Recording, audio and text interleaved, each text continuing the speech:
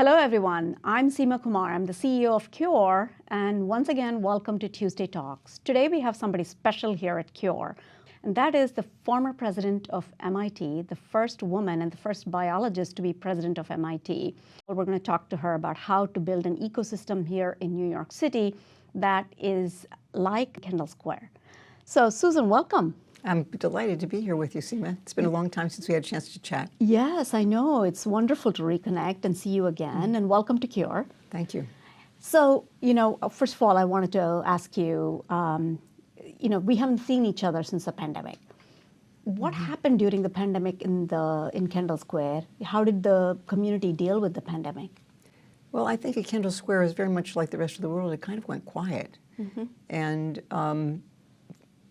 as far as I could see, people were still going to work. They were wearing masks. They were carrying out their jobs. They were doing what they always did. But the thing that was missing was this kind of buzz of interconnection that really animates the square. So it was a quiet time. But I think the companies continued to, work on fabulous products that got out into the world. And of course, the big story were the vaccines by, a local company, Moderna and Pfizer. I'm on the board of Pfizer. So to watch the just extraordinary rapidity and accuracy with which that vaccine was developed was just, for me, one of the most incredible proof points for our biotech enthusiasms. Yes, and the prowess of our industry and our sector to really bring meaningful therapies, cures, preventions to patients. What's interesting is, you mentioned about the buzz in the square.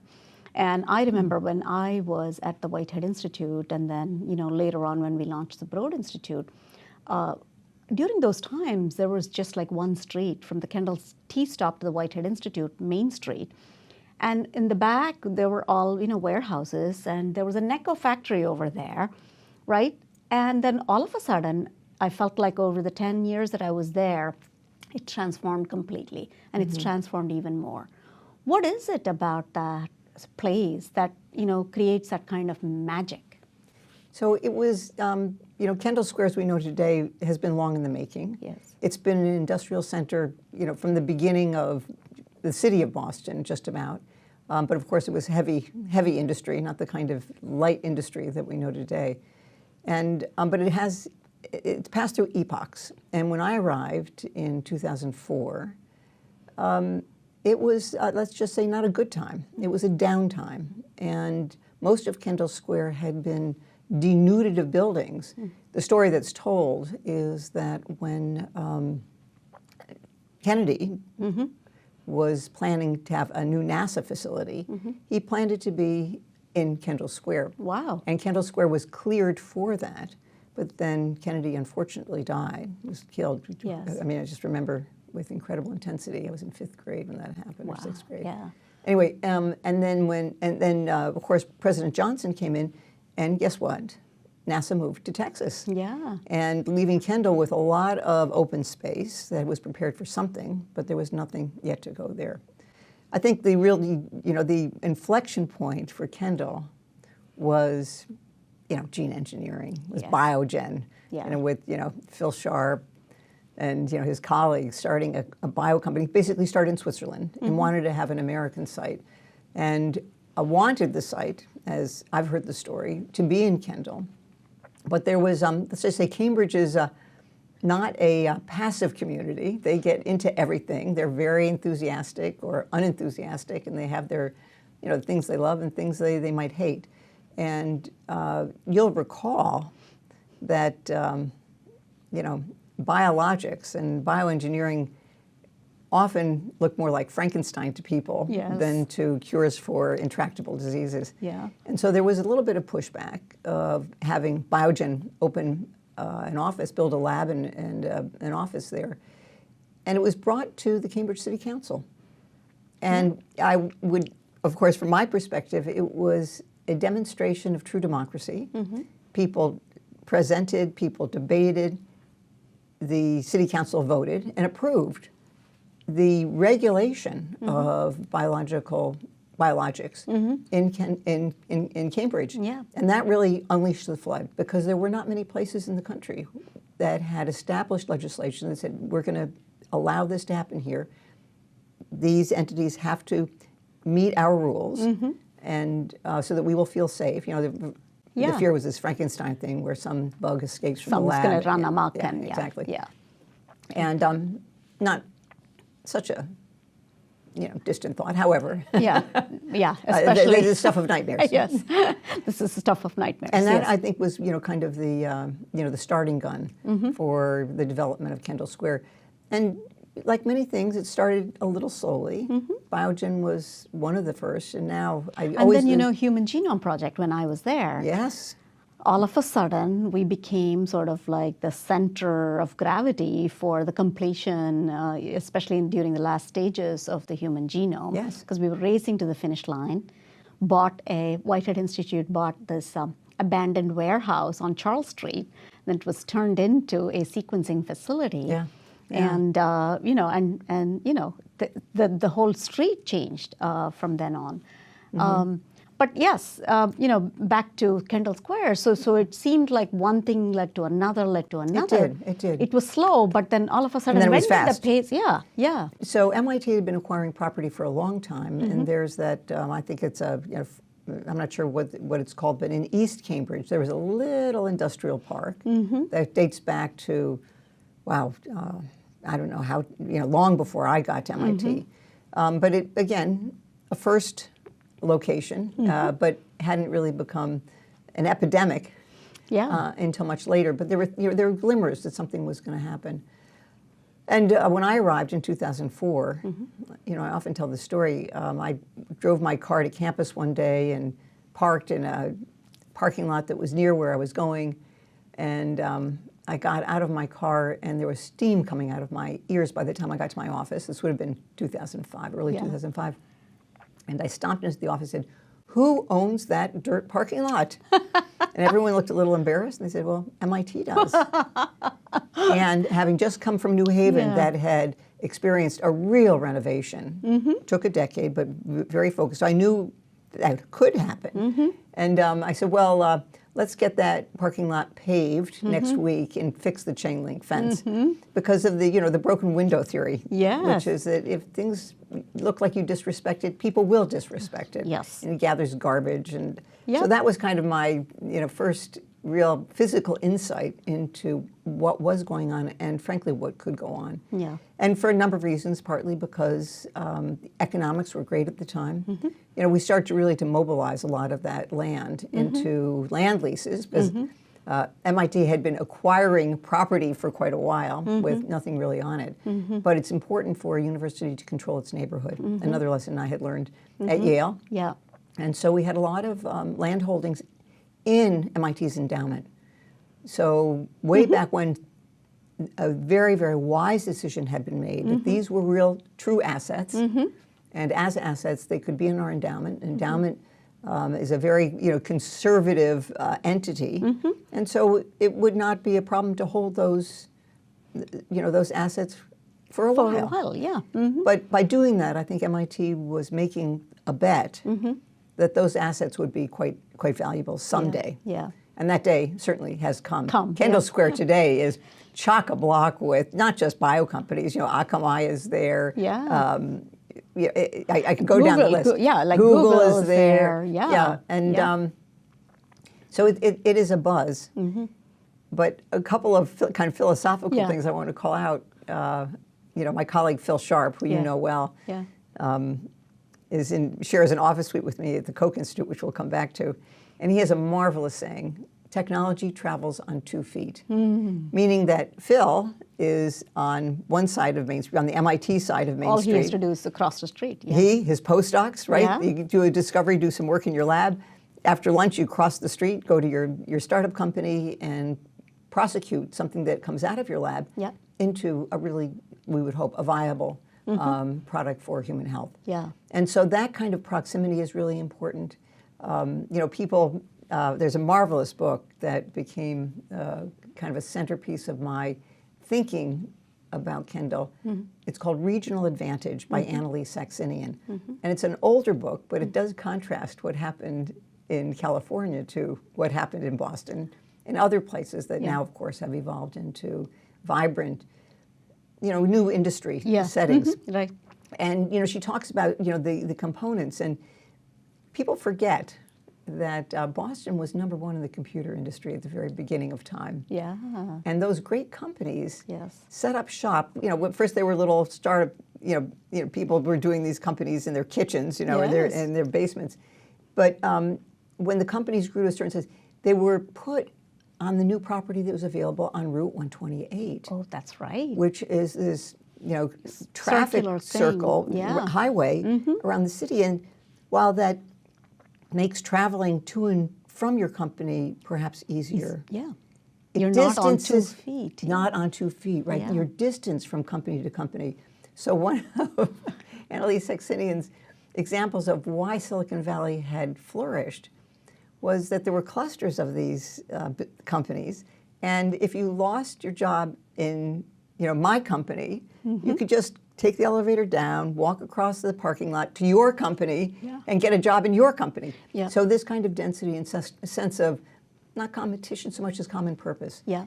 And now that is just so much everywhere in the air at Kendall. It is a powerhouse. It's exciting. A powerhouse. Yeah. Actually, now there's not barely any land to be developed. There is right? barely any land left to be developed. Yes. But we see the metastases. Yes. Of to Kendall. Regional areas. Yeah, to Watertown. I've got a very funny story about the seaport, which got started a little later than Kendall. Fairly late in my presidency, I got a missive from then Mayor Menino that he wanted to meet with me. So there had been talk about the seaport becoming another point in our biohub, right? And let's just say the faculty at MIT were a little nervous about it. So he invited me. It didn't look like what it could be today. Yeah. So he invited me to visit him in the seaport. And the building that is now the Vertex building was being built. And you know how during construction for a long time, for months, all the floors are open. But 1 or 2 floors kind of halfway up the building have been closed to sell the building. Yes. And so I met with him there. He was hard to understand, but I think what he said, I'm pretty sure what he said, going through the Meninoisms. He said, Silicon Valley isn't one place. It's a lot of separate places connected by terrible highways. Yeah. And he didn't draw the conclusion, which is, and it can be the same here. Yes. But that's what he was saying, that Seaport could flourish while Kendall flourished, and now we have, Watertown, Somerville. Everywhere you look, there's a biohub. And it's just a very exciting, evolution of this industry. Yep. But I think one of the things that's important is that it's not a single building at one place on 128 and another building a car's right away in another place on 128. It's a cluster, a huge cluster of related industries, related activities side by side. So yes, you don't have to get in your car to get a job in the company next door. You just go next door. Go next door, yeah. New York City here, we have been on the same, path, trying to make New York City a hub, just like a biotech life sciences cluster. And I think the Economic Development Corporation of New York and the state of New York are all, very much in favor of this and want to advance this, and so does the community here. We do, because we have all the right ingredients here. We have many universities, leading universities. We have more Nobel laureates than most other places. We have lots of medical schools and hospitals, leading hospitals here. It is sort of walkable, or you can take the subway and be across town very quickly. And you also have technology, the tech corridors here. Plus, you have one other thing, which is Wall Street. Finance. You have investment here. And let's face it, at the end of the day, New York City is the world's capital. So in your mind, as you look at New York, what are some things that we can do to accelerate this path forward as we try to become a life science cluster just like Boston? Maybe it's not just like Boston, but similar. Yeah, it won't be just like Boston. Yeah. It'll have its own inflection, and get to the bottom line first, it's hard for me to imagine it not happening. Yeah. And, you know, Kendall and wherever this bio cluster may be in, or whatever it will be called, Yeah. will be worthy competitors. Yeah. The world needs more of the products that these miracles of biology can produce now that we've harnessed them. Yeah. And we'll get to that in a minute, I'm sure. But you know, the question is, you know, why has it not happened? Yep. And I think part of it, of course, is density. Yep. And it's one thing to have, let's just say, Biogen over on the, you know, the west side of Kendall Square, and let's just say, Akamai on the right side, the east side. You've got to be able to walk. Yeah. You've got to be able to cluster. And one of the benefits of having this marvelous, you know, bio hub is that, you know, people at those places need to have lunch. Yes. So there are a lot of places to have coffee together, to have, you know, lunch together, dinner not so much. Oh, so one of the other kind of indicia of the state of Kendall Square, when I was president, of course, we lived in the president's house, which is only a few blocks from Main Street. And my husband, one Saturday, decided he was going to get a haircut. And so he walked into, you know, Kendall from the president's house. There wasn't a barber shop. There wasn't a drugstore. There wasn't anything except, you know, a lot of, you know, former building lots. Yeah. And now, of course, we were very proud. We celebrated the first barbershop, and now there are several. But it's become a real social hub. So it's not just having the basic business components. It's what it takes to make a business flourish. And while we often think about the world of bio or any innovation economy as being quite privileged and secret and, you know, distant from one another, that's just not the way it is. The people in these companies know one another. Yep. Probably they went to school together. Yeah. They read, you know, the same journals. They have the same knowledge sources, and they have a common purpose. Absolutely. And so that also makes for a great social interaction. Yeah. Yeah. It's a fabric. It's a fabric. Yeah. And I don't know, my guess is that, you know, probably the, you know, digital clusters, the tech clusters have that same kind of ethos. But I think bio is a little different. And one of the reasons that bio is different, and I would say why New York has similar advantages to Boston, are the academic medical centers. And the sense that can't be, you know, two sentences away that what you're doing is going to save lives. And so, you know, sure, you might get a Nobel Prize for it. That's more distant possibility than saving lives. Saving lives, yes, yes. But it's a wonderful thing to be working on something that, even if it's only a distant purpose, or maybe it's only peripheral to your thoughts, are going to help. You know, those things are going to help people. Yes, and absolutely. I think that really binds the community together. Absolutely, in a very powerful way. It definitely does. You know, I want to shift gears and ask you. You were the first woman president of MIT, and also the first biologist. And you know, as a woman in science, and looking at how things have evolved, talk to me a little bit about where things were, how things changed post your presidency, and where are we today? What more remains to be done? Yeah, it's a great question, and I'm sorry to say it's evergreen. Yeah. Because we've made a huge amount of progress, but we're not where we need to be. Yeah. When people reflect on my having been the first woman to serve as president of MIT and the first biologist, I have to recall that the more disruptive of those two qualities was being a biologist. You have to understand, at its heart, MIT is an engineering institution. People, you know, carry that very proudly. Although we do the full range of academic, you know, activities, we have the Sloan School of Management. We have a wonderful architecture program, but still, at our heart, MIT is engineering. It is the Massachusetts Institute of Technology. Right. But it was, I would say, not trivial, but not difficult to assume the presidency. And I think any president, any leader, not just a president of university, kind of makes or breaks their impact, particularly in an academic institution, based on your ability to hear where the opportunities are. I spent a lot of time trying to understand what were those ambitions, the distant ambitions that people had that somehow were not being met. And in my initial, months of talking to people, it became very clear, there were two big agenda that just kept coming up. And the first was around energy. So this is, again, back in 2004, 2005. And I would kind of smile when somebody said, we've got to, help with this energy crisis. And I was, let's just say, a little nervous because that's a big, fuzzy goal. Yeah. And I'm not interested in talking about big, fuzzy goals. MIT does stuff. Yeah. And so my follow-on question was, well, what would you want MIT to do? Yeah. And a very common answer was that, I started this experiment back in the Jimmy Carter days during the previous energy crisis, where there was funding for energy projects.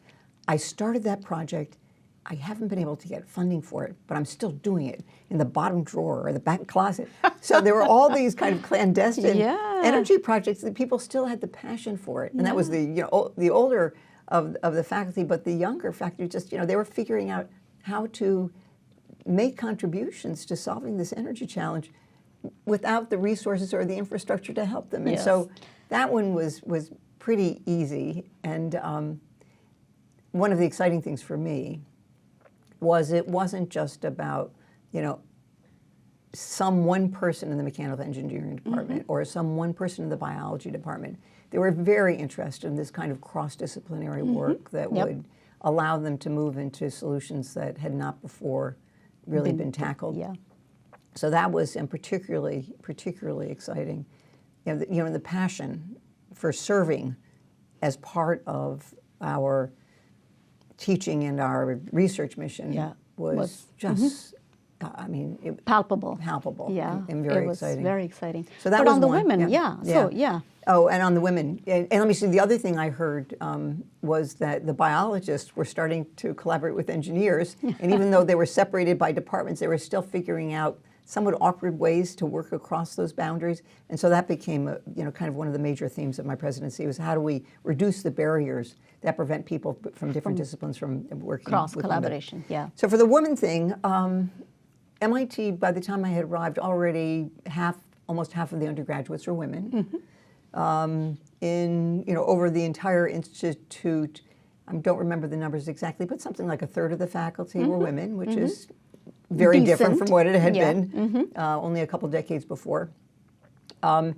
However, there are places where women were clearly not participating at the numbers that were commensurate with the numbers that represented on the faculty. So we have, I take no credit for establishing programs that would level up conditions for women students and also for women faculty. Many people will have read the fairly recent book called The Exceptions by Kate Zernike about the battle that Nancy Hopkins, a biology professor at MIT, led to provide equal resources for women faculty. We have an MIT museum which really flourished during my presidency and is now even better. But among the objects in the museum is the measuring tape that Professor Hopkins used to measure the spaces, the lab spaces that were given to women compared to the lab spaces that were given to men. And one of the things that I just so relate to, when you're passionate about your science, you don't spend a lot of time counting the square feet in your lab. You just want to get the job done. It would never have occurred to me, as it never occurred to Nancy. There's something funny here. Yeah. Why is my lab smaller? So she did what MIT people do. She measured it. And evidence-based, yes. So when it was not just space, it was also compensation, resources of every kind that women were receiving at lower rates than lower amounts than the men. And she brought those results to the then president, Chuck Vest, who did not say, oh, poo-poo, don't bother your pretty head about this. He said, wow, this is a problem and we're going to fix it. And so that was a very important moment for leveling up resources provided to women faculty to align with those that were provided to the men faculty. And death by 1,000 cuts.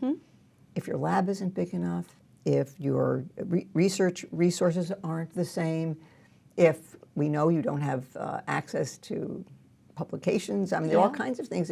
You'll never have, I mean, unless you're superhuman. You have to be superhuman, let's just put it that way, to measure up to your male colleagues. Yeah. So that was a moment of very important change. And I'll tell you, that study just ricocheted across all of the academy. At the time, I was dean and then provost at Yale, and I sat on the annual salary review committee. And the year before, the MIT 9, these are the women who worked with Nancy to produce the study, came out. We did the salaries. We compared one department to another. We were here, compared junior to senior faculty. We never did the male to female comparison. It never occurred to us. But guess what? The next year we did. Yeah. So it had an impact, all across at least American academia. Yeah. And it really changed the way we think about we resourced our women and men faculty. So it's slow. What about company formation? So that's a really important question at MIT. Yeah. MIT is very well known for companies spinning out of discoveries at MIT.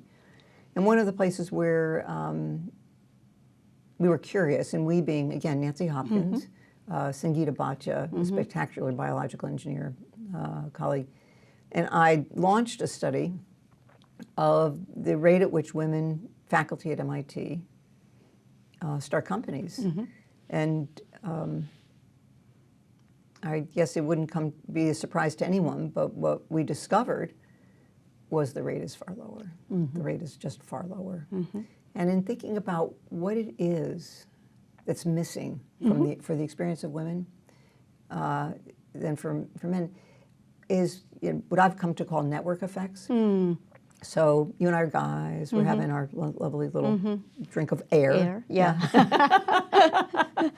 And you tell me about an experiment you've done and a research result, and I say, wow, you should think about starting a company. And since you've never done that before, you say, well, I've never done that before. How would I do that? And I say, oh, let me introduce you to my guys who helped me start my company, who helped me raise the funding, who instructed me about all these things.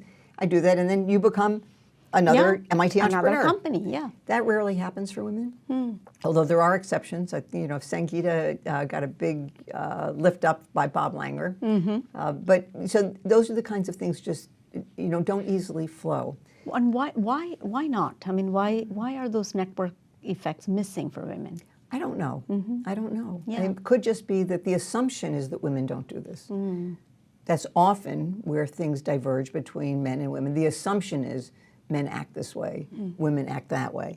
And it's a question of opportunities and assists, right? Yep. And so what we've started is something we call the Future Founders Initiative. And we have a competition every second year among women faculty to be part of a cadre of faculty founders. And the program provides all of that information, all of those assists that we can figure out in order to get them off and running. Yeah. Now, I'm delighted about it. We have just an incredible group of women. We're now in the third round of faculty founders.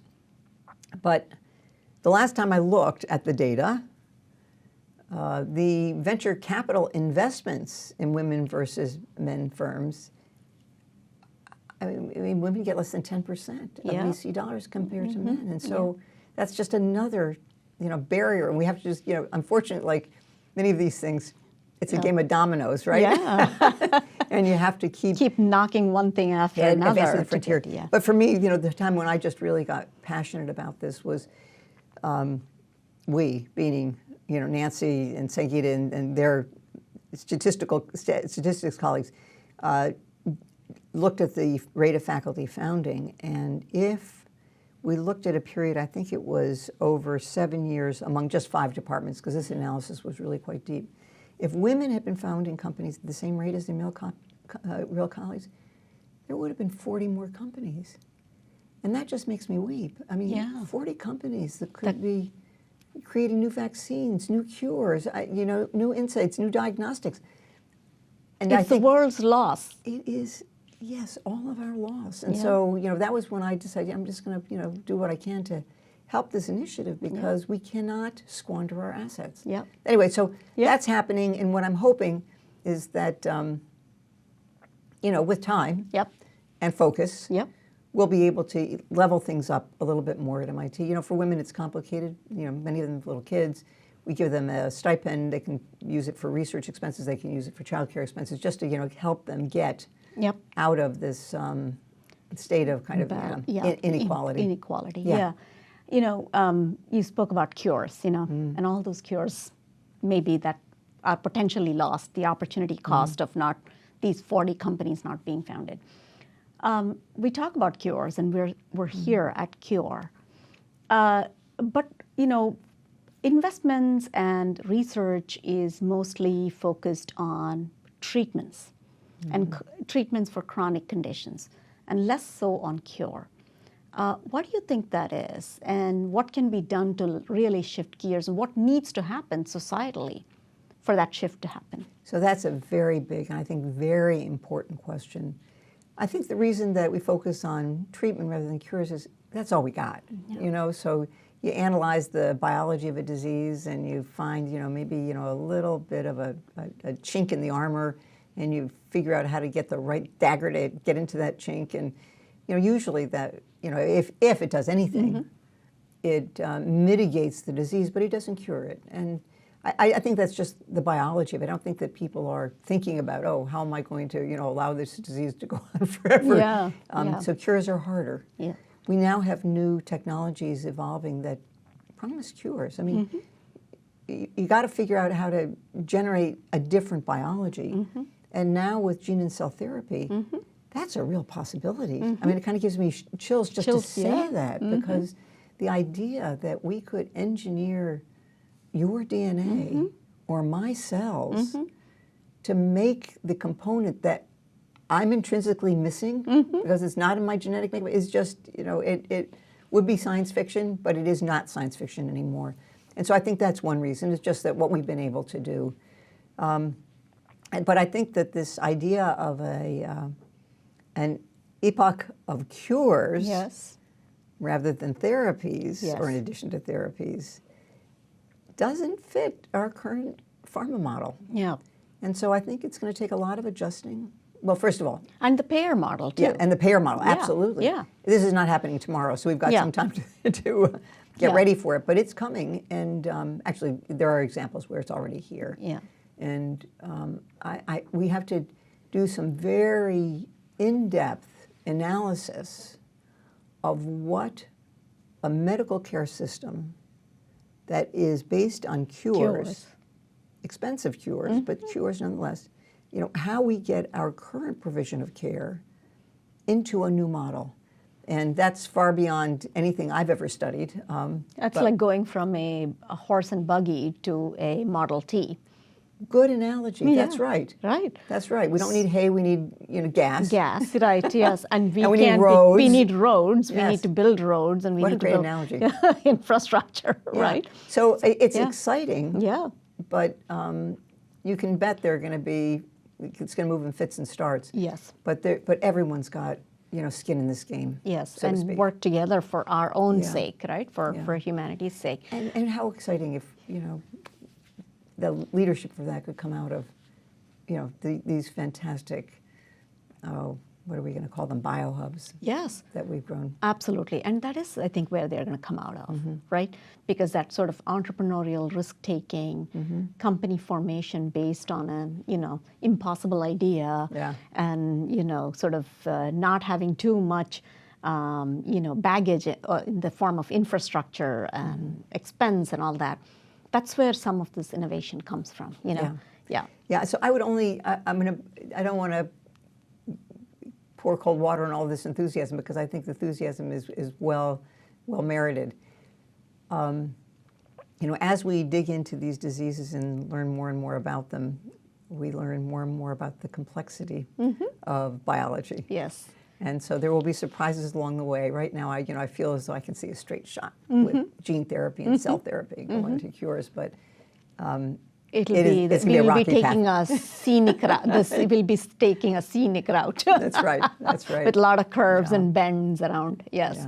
Yeah. My final question for you. We talked about women in science, and we talked about doing more in that arena and company formation, more women founders, more investment in women. What about women's health, right? That's a slightly different thing, right? We have women's diseases such as, endometriosis, menopause, ovarian cancer, breast cancer, maternal health, all that.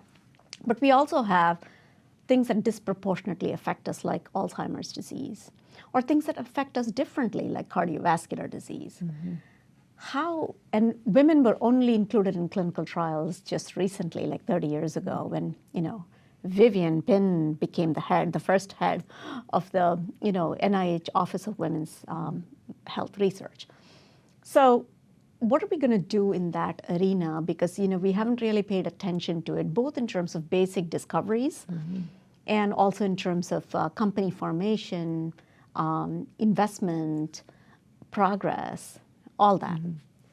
Yeah, so the answer, the obvious answer is too parochial for me, but it's true that the more women who come into this field, the more progress we'll make on women's diseases.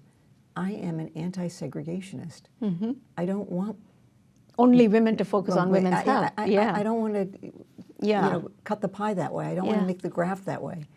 And so I don't, that does, it's either latent or expressed, the idea that that's how it will be solved. However, I do think that the more women who move into leadership and positions of responsibility and influence will bring attention to these diseases. But it's, for me, a very unsettling illustration of how we're not where ideally we would want to be. Yes. And so a lot of work to be done yet. A lot of work to be done, but I say that understanding that huge progress has been made. It's astonishing. Yep. And one of the most exciting things for me is to, as I'm walking the hallways or going to someone's lab, is to talk to the trainees, men, women, I don't care, American, non-American, and ask what they're working on, and you can just see this explosion of enthusiasm, and they describe the world they see as about to happen. Yes. And for me, it is the young people who come to these institutions, who provide the greatest hope. Absolutely. For transformational technologies and a society that is really focused on making life better for all. Yeah, absolutely. What does cure mean to you, the word cure? Yeah, so, I've got two cures. Cure 1.0 and probably Cure 10.0. So for me, a cure is any alleviation of discomfort, of disease. So that's not really a cure, but I think in my own mind, if I had some chronic problem and I could get some relief from it, I would think of that as a cure, little c. Yes. But cure, big C, or maybe all caps, is banishing the disease. And the way we understand pharmacology, the way we understand biology, has really, as we talked earlier, really biased us toward not cures, but remedies, and not palliative, but something that is symptomatic relief, but not necessarily disease relief. Yes. And ultimately, I think a cure is a disease relief, not just a symptomatic relief. And frankly, it may be because it's early days. Yes. I have tremendous hope, if not optimism. I think it is optimism, really. Yes. that this new era for gene and cell therapy holds the promise of real cures. I mean, if you have a kind of genetic error, we can treat you, but we haven't been able to cure you. But now, gene therapy and combined with cell therapy in many instances promise just a changing of your biological rheostat, right? Yes. The set point changes and you will be cured. Yes. And that is, I think, a wonderful goal. Yes. I don't imagine there'll be anything but glimmers of progress over the next, decade, but we're headed in that direction. That's great. Even if not for us, for our children and our grandchildren. Indeed. Yes, that's great. It's a great world for them to live in. We leave a better world for them. Yes. And a piece of this is often new whatever privileges the privileged. And I think one of the things that I hear people talking about a lot is let's find answers that are not bespoke for a small set of individuals, but generic and can get to everyone. Access and equity and affordability for all. Yes. Yes. Yeah. Well, that's what we hope for. Thank you so much for joining us here at Cure and for joining Tuesday Talk. Well, it's terrific talking with you. Thank you. Thank you. So that was an extraordinary Tuesday Talk with former president of MIT, Dr. Susan Hockfield. And next week, join us again for Tuesday Talk, focused on yet another unique story. Thank you for joining.